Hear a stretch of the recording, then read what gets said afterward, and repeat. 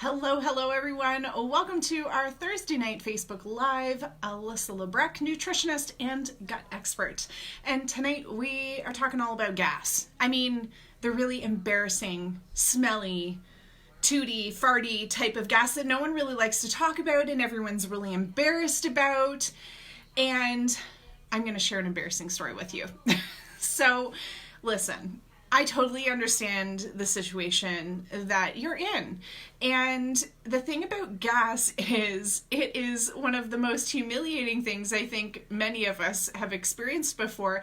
And we all do it, and yet it still feels really humiliating. I mean, we don't really want other people to hear it or see it. Right? Yes, I said that. For those that have diarrhea, you're like, I'm not taking a chance on this fart. And so it's not just about hearing it anymore. You don't want there to be an accident that comes from it for those that have diarrhea, but the worst of it is the smell. I mean, some of you might be getting away with non-smelly ones, but I doubt it. And the thing is that when you've got gas, you're just not sure what kind of fart it's going to be until it comes out. And so you're probably just walking around with your butt cheeks clenched and hoping that it's going to be a quiet one, that it'll just kind of scoot through your butt crack and sneak out and not be smelly so that no one knows that just happened, right? So anyways, we've all experienced it before. And if you're watching this and you're one of those people that really struggles with gas and you're like, Lord help me, I've got to make this stop because on really bad days, I just can't even leave the house because I know everyone's going to smell it. On those really smelly days, if that is you, if you have got like the most rank smelling farts on the planet, then I want you to be a champ and let me know in the comments because we got to get you some help because I know it's just ruining your life. It's making you feel so embarrassed and you don't need to feel that way. And the thing that happens with gas in North America especially is that we've kind of normalized it in a weird way in that it's acceptable for men to fart. Like it's funny, in fact, when men fart, according to North America. But if women fart, oh Lord, that is unacceptable. Women don't fart. They don't smell, except like flowers, right? And we don't sweat. We sparkle, right? I mean, these kinds of messages are so damaging. And so many women especially are so incredibly embarrassed by their gas, while men most often can go through their workplace farting away like it's kind of cool and funny. And so I hear you guys. I've seen you guys, especially in our Facebook group, the Love Your Guts IBS support group. It's free. If you're not in there, come on over. I've seen so many of you guys over the years just really struggling with this smelly gas. And years ago, you may have heard me share the story, but I'm going to share it again. It's just that it's a doozy. But years ago, when I was like really struggling with my gut issues, I ended up hanging out with my new boyfriend and his friend, and we decided we're going to have a movie night. We're going to have a movie night in. We're going to go out. We're going to get some snacks. We're going to come back home, hang out in the basement, watch some movies. And so we went out and we picked up some food. Fast food was my favorite, absolute favorite at the time. And I always went to Wendy's. Now, I think Wendy's is just a Canadian thing, I think.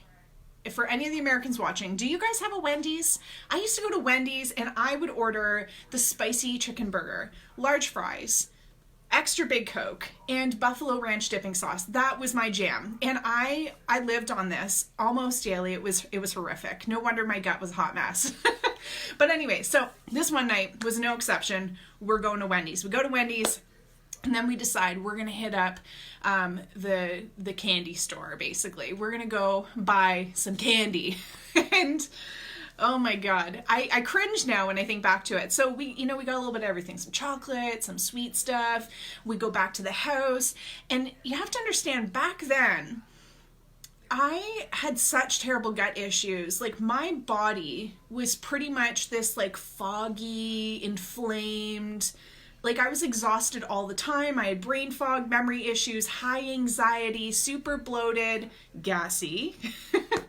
And so I was exhausted, and all of my friends knew that I was the person that would never make it through a movie. Like I was so tired, I would pass out in the previews all the time. I was that person. And so this night, of course, again, was no exception. So we go home, we eat all the dang food, put on the movie, and I can feel myself. I'm getting tired. I'm now getting the carb crash from and the sugar crash from all the shit I just ate. And yet I could feel my stomach was just totally not fucking happy with me. And it was turning and grumbling. And you know when it starts gurgling and you're like, oh shit. What did I just do to myself? And it's immediate regret. You're immediately, why did I just eat that food? And so my stomach starts gurgling and I'm trying to fight to stay awake, and sure shit, I fall asleep. And I don't know how long I was out for, but what I do remember is waking myself up with the loudest fart I have ever let out in my entire life. Still to this day, I let out the biggest fart I've ever let out in my entire life. And I woke myself up and I was kind of out of it, but I was oh my God, I can't believe that just happened. I think that just happened. And so they were laughing their asses off at me. My new boyfriend and his friend laughing their asses off at me. And you know when you've farted and you try to play it off like that didn't just happen, you're walking down the street and you fart, and so you try to kick some stones to make a sound and be like, oh, it was just that, or you knock your desk, or you try to clink something together and make a noise so that you try to duplicate it, right? To make it feel like you didn't just totally fart in front of everyone. But I did. And I couldn't even hide it. And what made it absolutely dead obvious was seconds after, I had to sprint to the bathroom. And so I share this with you guys because I know I'm not alone. And if you're watching this and you have an embarrassing gas story, please enlighten me. Please let me know I'm not alone. Please let me know in the comments, what is your embarrassing gas story? Don't leave a girl hanging. Don't let me feel like I'm the only farting girl out there. All right? Will you please share your story? Because I'm not alone. I know I'm not alone. And I know you're not alone. And so many of us carry so much shame around these normal bodily functions, these common bodily functions, and you don't have to feel that way. You don't have to be embarrassed by it. What I want you to know is gas is not normal. It's common. Happens to a lot of dang people, but it's not normal. It's a sign that there's an imbalance in your body. And what tends to happen is we get a little bit of rootin' tootin' happening and we're play it off oh, it's no big deal. Just age, or that's normal. Until it's not. Until it gets so bad, until your body's screaming at you. It's there is a problem here. You're not listening. I'm going to fart and wake your ass up and embarrass you in front of your new boyfriend. Which, by the way, we're not dating, obviously. I'm getting engaged to someone completely new who would love me even if I did fart in front of him. But we're not dating any longer. That relationship didn't last long after that. So let's dive in. We're going to talk about the 3 ways that you can ease your gas.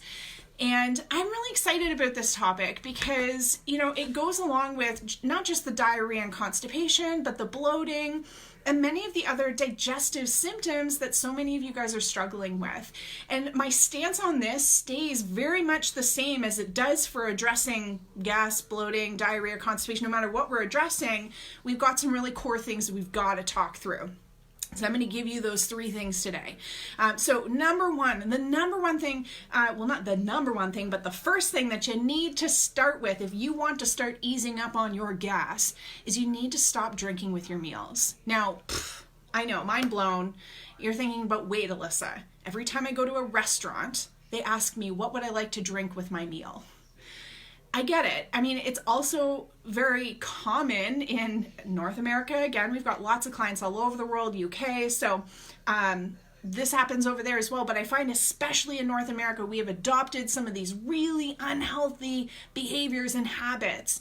And drinking with our meals is definitely one of them. Let me explain why, though. I want you to understand what's actually happening when you drink with your meal. You see, when your body is in rest and digest mode. That's where you want it to be. Rest and digest, not in fight or flight. So when you're all stressed out and you're buzzing around and you're in fight or flight, your gut shuts down business. It's like, nope, we're out of commission. We're busy running away from the bear. We are in fight or flight mode. So when you're in rest and digest, your body is doing a beautiful job at working hard to break down your foods. And one of the things it does to do that is produces digestive enzymes. Now these enzymes are like tiny Pac-Man, and they go through and they help to break down and digest your foods. Okay, so here's the thing about that, is that when you go to drink your water, I want you to imagine these tiny little Pac-Man working through, and they're doing all the dang work in your gut, and you're eating the food, and then you send in this like floodgate of water, or pop, God forbid, or beer or wine or anything like that. I mean, we've all had this stuff, but drinking any of these things with our meals, and we wash out all these enzymes, it's like diluting these poor little buggers who are working so hard to break down your foods. So it is absolutely hindering your digestive process. And so when we start to get in the way and we interrupt and we affect your digestive process, what starts to happen is those foods don't get broken down properly. And when they don't get broken down properly, they start to sit in the gut, and those foods, they rot and they ferment. Not the good kind of fermentation, not the fermented cabbage that you want to be eating to help your gut. The rotten, stinky, your food recycling bin, your green bin that smells like a dead animal died in there. That's what's happening in your gut, right? And this creates a gas buildup, and that gas buildup creates gas. It's going to sneak out the back end. You're going to fart your way through the day. For some people, it comes out the top end and you get belching. But this type of gas is really, really important that you stop drinking with your meals, because you're washing out those digestive enzymes that are doing really important work for you.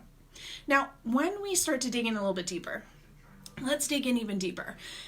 When we start to look at the other things that can really help to ease your gas, I can't help but talk about these next two things as well. So the next thing, number 2, is all about chewing your food. Now, I know it's not sexy. You were hoping for some profound supplement recommendation, but the thing is you cannot out supplement these foundational things. If you're drinking water or drinking any fluids with your meals, if you're not chewing your foods properly, supplementation is not going to fix that, guys. And so I don't know about you, but I'm finding that we have generated a really fast-paced society, right? Really fast-paced society. And so we tend to scarf down, right? We inhale all the dang foods. And have you ever this is funny. Have you ever, you love chips. You guys, I used to, I'm not used to. Chips are my weakness, right? Chips are my weakness. And so have you ever been you're in it, you're loving it. You're into the chips, you're eating the dang chips, and you're not chewing properly. And all of a sudden you get a chip lodged in your throat. And it's like, oh my God, I'm trying to swallow, but this chip is you can feel it sliding down your esophagus, scraping down your esophagus. Guys, please let me know in the comments I'm not alone. Am I crazy? Is it just me? You guys are all watching me like I'm a dang fool. Let me know I'm not alone here. So here's the thing. If you've ever been eating really fast and you don't chew your food properly, I mean, it's easy to feel when you've got a chip, a Dorito, specifically lodged in your throat, and you feel it, right? But how often are we sneaking past whole foods, right? We're swallowing whole foods because we haven't chewed our food properly. Well, that's one problem. And then the other problem is what comes along with eating our foods too fast is that we end up gulping back air, right? We end up swallowing air with those whole foods. And so this creates these little gas bubbles, these little not water bubbles, but air bubbles, that's the word. So we get these air bubbles that create gas. It creates this bubble that needs to be passed, and so we end up getting gas at the back end. And then to go back to, if you're not chewing your foods properly and it's landing in your gut, that whole poor Dorito or that piece of bean or sweet potato or spinach, your salad. Listen, I see you guys. How many of you guys are pooping out your whole salad, right? You're pooping out your lettuce and you're like, there's lunch. I know it's happened to you guys. You guys are all being shy right now, but I know that you guys have witnessed whole foods in your poop.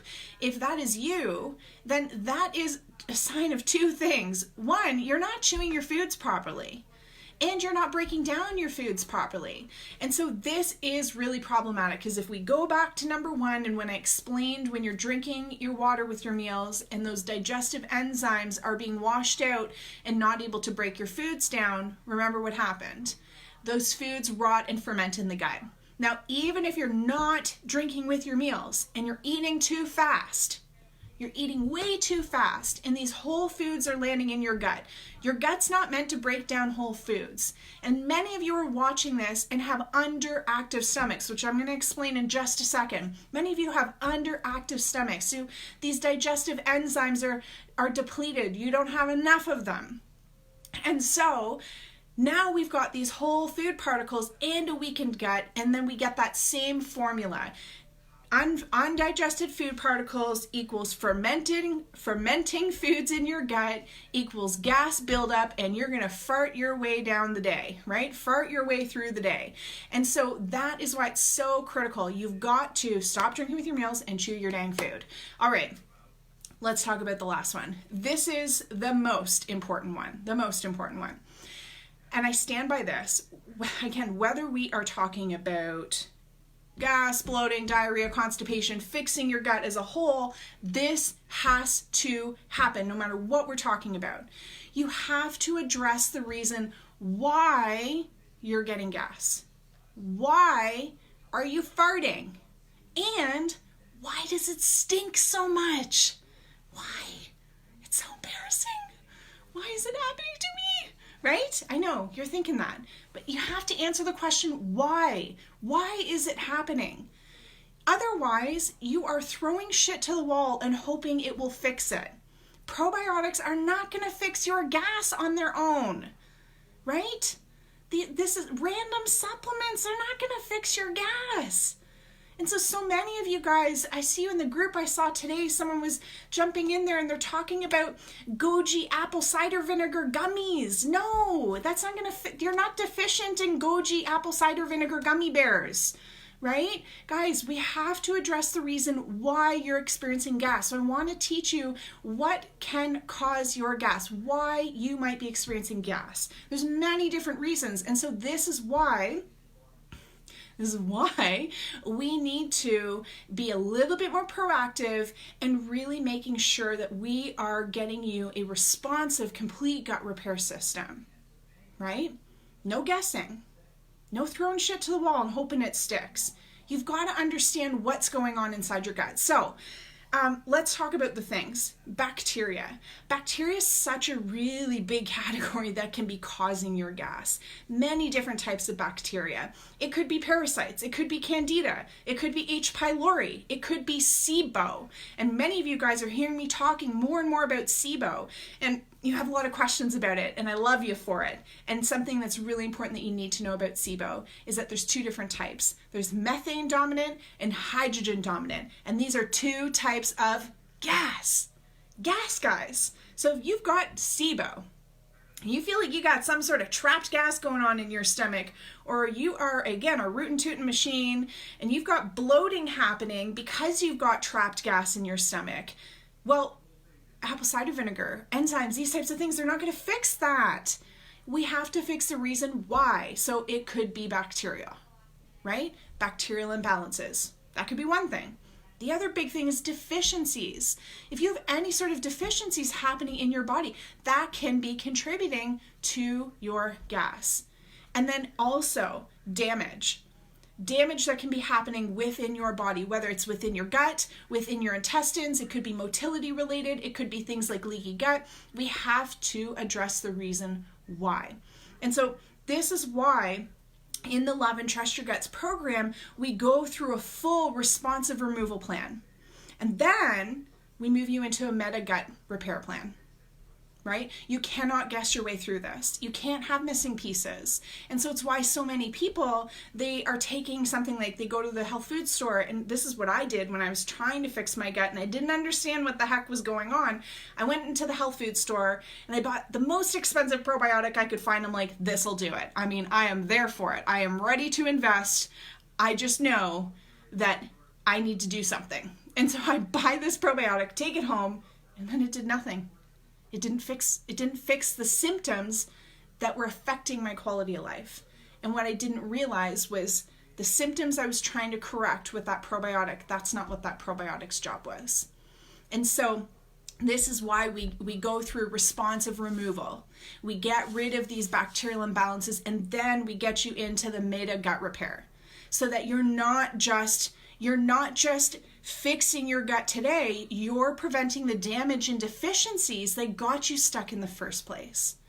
So this is why it's so critical when it comes to addressing your gas. This is what makes all the difference. This is what then helps you have long-lasting results, so that you don't just have a good gut day today and you eat something today and it's fine, and then the next day you eat it and you're like farting up a storm. Right? We want long-lasting results, and so that's why we address the why. So let me know in the comments. Guys, this is really important. You know, every Thursday we go live on Facebook. I love doing this. We've been doing this for a couple of years now, and what is most important to me is that you take this information and you take action. This information is powerful if you take action. This information is powerless if you're just watching this and going, that's really interesting. I really want you to take action. And so I want to hear from you. Let me know in the comments, what is one of the three things, let me know one of the three things, what action step are you going to get started with today? Are you going to start addressing the why? Are you going to start chewing your foods better? Are you going to stop drinking with your meals? Let me know in the comments. I want to hear from you guys so that we can best support you. Which one of the action steps, the three things that you can do to help ease your gas, which one are you going to start with? And we're going to support you. So let me know in the comments. And then if you found this helpful, can you do me a favor? Can you give it a like? Give it a share. Tell your friends about it. We want to help you guys, and we want to help more people who are struggling with the gas, the bloating, even the diarrhea and constipation, so that you can just feel normal again and start living your life without having to worry whether today's going to be a good gut day or a bad gut day. I want that for you, and we want that for your friends and family too. So reach out, give it a like, give it a share, and we'll see you guys next week. Bye.